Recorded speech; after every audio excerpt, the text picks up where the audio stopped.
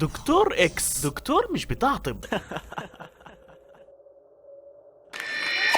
أعزائي المشاهدين، السلام عليكم ورحمة الله وبركاته. أهلا بكم في حلقة جديدة من برنامج فضفضة. بس إيه ده؟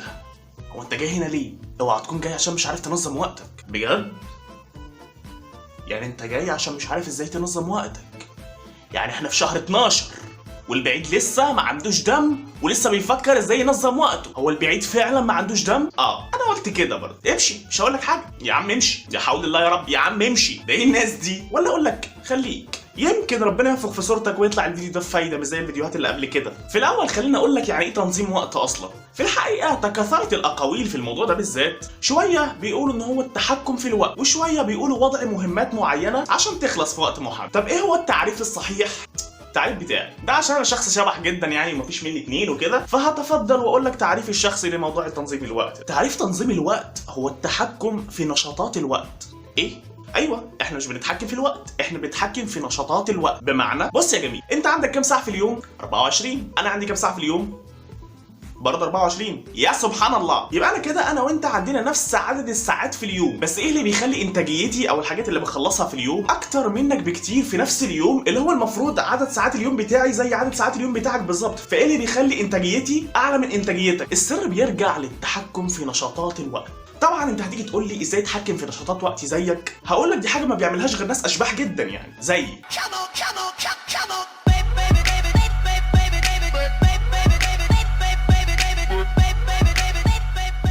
الا صح، هو انت ما رحتش امتحان امبارح ليه؟ قلت لك 100 مره مش قدام الناس. الاول قبل ما اقول لك ازاي تتحكم في نشاطات وقتك، محتاج اخدك لفه صغيره كده في يوم طالب ثانويه عامه، ده اللي هو انت اللي عنده 24 ساعه في اليوم. اول حاجه لو ضربنا 24 ساعه في 7 اللي هو اليوم الواحد في 7 ايام هيدينا 168 ساعه.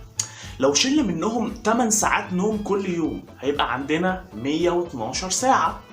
طيب لو شلنا من 112 ساعة دول 7 ساعات أكل في الأسبوع هيبقى عندنا 105 ساعة. نشيل منهم 5 ساعات دروس كل يوم، ده لو أنت سفاح يعني، أو أقول لك نخليهم 6 ساعات. حلو كده؟ في 7 ب 42 ساعة، نشيلهم من ال 105 اللي فاضلين يبقى كده فيه 63 ساعة فاضيين في الأسبوع. نشيل منهم 3 ساعات مواصلات كل يوم، في 7 ب 21 ساعة، نشيلهم من ال 63 يبقى كده عندنا 42 ساعة. شيل منهم ساعتين كل يوم صلاة، في 7 ب 14 ساعة، ناقص ال 42 كده هيبقى عندك تقريبا 28 ساعة مذاكرة في الأسبوع. تعالى بقى اقسم ال 28 ساعة اللي عندك في الأسبوع دول على السبع أيام، هتلاقي عندك 4 ساعات مذاكرة كل يوم. خد بالك ان انا كده بحسب وبأفور في الحسبة، اكيد ما حدش بيقعد بره بيتهم 9 ساعات في دروس بس يعني. انا لو حسبت الجد هتلاقي عندك في 6 أو 7 ساعات مذاكرة في اليوم كمان. فبذمتك بقى البعيد مش مكسوف من نفسه؟ والاخ المحترم التاني اللي بيشتغل نفسه وبيقول لك انا ما عنديش وقت في الاسبوع، ازاي اذاكر؟ امتى اذاكر؟ او مش هلاقي وقت اذاكر فيه. مفيش وقت للمذاكره بس في وقت لكلامك مع الموزه، صح؟ لو لقيت الحسبه اللي انا عملتها دي غلط، احسب نفس الحسبه دي مع الحاجات اللي بتتوافق مع الوقت بتاعك، وراهنك على مليون جنيه ان انت اقل ما فيها هتلاقي في عندك 4 أو 5 أو 6 أو 7 ساعات فاضيين في اليوم. مستحيل تلاقي اقل من ساعتين مثلا في اليوم، اصل انت مش رجل اعمال يعني. فلو انت جربت تعمل نفس الحسبه دي هتصدم من النتيجه اصلا. طب تراني والله بكيت على حالي، خلاص اعمل ايه يعني؟ العب باليه. بص يا سيدي، الاول المفروض تنام يا اما من الساعه 10:30 يا اما من الساعه 11، فحدد التارجت بتاعك من دلوقتي، يا اما هتنام 10:30 يا اما هتنام 11، والمفروض هتصحى الساعه 4:30 او 5. طيب انا ما بعرفش اصحى بدري، بسيطه، هات منبه او منبه التليفون واظبط المنبه وحطه بعيد عنك. والصحيان بدري هي صفه زي اي صفه من الصفات التانية. عمرك مثلا شفت حد عنده بطوله كمال اجسام ويفضل ال3 شهور قبل البطوله ينفض وما يروحش الجيم ولا يوم، ويجي قبل يوم البطوله بيوم واحد بس تلاقيه مموت نفسه في الجيم؟ هل عضلاته هتكبر مثلا؟ مستحيل. فعشان كده صفة النوم هي زيها زي اي عضلة في جسمك، بتحتاج ان انت تتمرن عليها يوم ورا التاني يوم ورا التاني. وهي الحقيقة صفة النوم بالذات غير اي صفة تانية، اي صفة تانية ممكن تاخد وقت عشان تكتسب او تتعود عليها، انما صفة النوم بتاخد بالظبط 4 ايام تعود، لا اكتر ولا اقل. في 4 ايام بالظبط هتلاقي نومك اتحول من ان انت كائن ليلي لكائن صباحي زي بقية البشر. يبقى المفروض اول حاجة تعملها انك تصحى بدري، ويستحسن انك تصحى الساعة 5 الفجر، لانهم بيقال ان ده الوقت المناسب اللي العقل بيبقى نشط فيه. اول ما تصحى بقى وربنا يكرمك، ده اذا صحيت اساسا، بتبتدي تحدد وقتك من 3 ل5 ساعات مذاكره. انا هذاكر 3 ولا هذاكر 5 ولا هذاكر 4؟ حددت الوقت زي الفل. المفروض كمان تحدد عدد المواد اللي هتذاكرها، وهم بحد اقصى 3 مواد وبحد ادنى ماده. اكيد مش هتذاكر نص ماده مثلا يعني. بس ثواني، ايه ده؟ انت قلت 5 ساعات مذاكره بس. انت بتشتغلني ليه؟ ما 5 ساعات دول كافيين ان انا اجيب مجموع كويس؟ والله حضرتك انا اتمنى ان يكون عندي 3 ساعات في اليوم بس وهجيب مجموع كويس عادي يعني، 5 كتير جدا اساسا يعني. والله لو عايز تزود براحتك، بس انا بقول لك على اللي انا بعمله، عايز تعمل بيه براحتك، مش عايز تعمل بيه وتعمل اللي انت عايزه برضه براحتك، اهم حاجه تكون مرتاح. بس هقول لك على حاجه كده، بيقول لك ان الدراسات اثبتت ان مخك بيفصل بعد 5 ساعات مذاكره، وتحديدا من الساعه 5 الفجر للساعه 10 الصبح، بعد كده المخ بيفصل. هتقول لي مين اللي عمل الدراسه دي؟ هقول لك انا.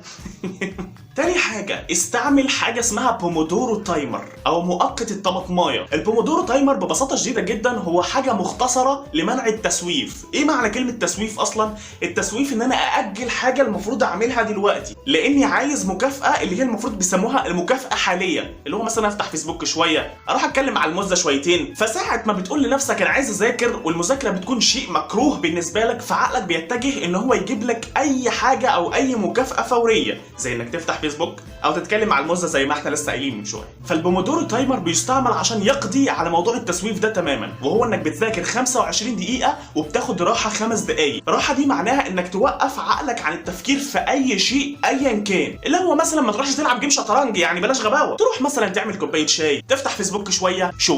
المفروض ان ال 25 دقيقه مذاكره والخمس دقائق راحه دول اسمهم جلسه مذاكره، يعني النص ساعه دي اسمها جلسه مذاكره او اسمها برودكتيفيتي تايم، وقت الانتاجيه. فالمفروض لو انت هتذاكر 4 ساعات في اليوم فانت هتذاكر تقريبا 8 جلسات مذاكره. احنا قلنا ان جلسه المذاكره اللي هي 25 دقيقه وتاخد بريك 5 دقائق، 25 دقيقه وتاخد بريك 5 دقائق، وهكذا. فانت هتذاكر 8 مرات 25 دقيقه وهتاخد بريك 5 دقائق، وهكذا. تالت حاجه، اوعى تذاكر مادتين في نفس الوقت. بمعنى ايه؟ بمعنى انك دلوقتي مثلا محدد انك هتذاكر عربي وكيمياء، ما ينفعش مثلا تذاكر في جلسه المذاكره الاولى عربي وفي جلسه المذاكره الثانيه كيمياء. الدراسات اثبتت ان ساعه ما تكون انت بتذاكر كيمياء وتذاكر وراها عربي على طول مثلا، فانت بتساعد بشكل كبير جدا في زياده معدل غبائك. عنيفة قوي الكلمة دي. طب تقليل معدل ذكائك، حلوة الصيغة دي. رابع حاجة، راجع اللي حصل في اليوم. راجع دي معناها انك تشوف ايه الحاجات اللي حصلت في اليوم ضايقتك من نفسك، ايه الحاجات اللي المفروض عملتها صح، ايه الحاجات اللي كان المفروض تعملها وما عملتهاش، ايه الحاجات اللي المفروض تعملها وعملتها فعلا، وكافئ نفسك وتبسط. الموضوع ده لازم تعمله كل يوم باستمرار،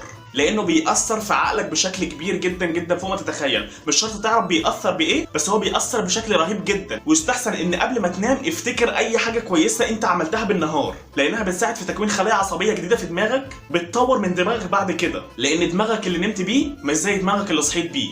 هي تفاصيل معقده شويه ومش عايز ادخلك في متاهات. الخلاصه ان نشاطات الوقت هي الشيء الوحيد اللي بيميز فلان عن فلان، اللي بتخلي فلان احسن من فلان. فلو انت عرفت ان انت تنظم وقتك هتبقى احسن من اي حد. في ناس بتذاكر بالبركه، بتذاكر بعدد الساعات اللي بيجي قدامها، بتذاكر بعدد المواد اللي بيجي قدامها، ساعتها بتلاقي نفسك زهقان ومش قادر تكمل، وخلاص انا احبطت ومش قادر اكمل مذاكره. فده طبيعي لانك انت مش محدد لنفسك هدف. جرب مثلا كده، شوف اما تيجي تلعب لعبه على التليفون، اللعبه دي متكونه من 100 ليفل، ال 100 ليفل دول كل ما يخلص واحد تلاقي راح جايب لك 3 نجوم، الليفل الثاني يخلص تلاقيه جايب لك 3 نجوم ومكافاه، الليفل الثالث يخلص، وهكذا. تلاقي كل شويه بيجيب لك مكافآت، وهتلاقي نفسك انت كمان ممكن توصل لل 100 ليفل دول في يوم عادي جدا، بس انت ما خدتش بالك ان هو بيعمل لك الموضوع ده كمكافاه ليك. فلازم انت كمان تكافئ نفسك، كافئ نفسك بخروجه، كافئ نفسك بشوكولاته تجيبها لنفسك. الحاجات دي والله العظيم بتاثر. انا كنت بتريق زي ما انت بتتريق دلوقتي، بس فعلا الحاجات دي بتاثر بشكل مبالغ فيه جدا. وقت ما بتمسك الموبايل الوقت بيطير وما بتحسش بيه، وبتيجي بعد كده بتزعل وتتضايق من نفسك جدا، وده الطبيعي. النبي صلى الله عليه وسلم بيقول: نعمتان مغبون فيهما كثير من الناس، الصحة والفراغ. ده غير ان كمان الانسان اول ما بينزل القبر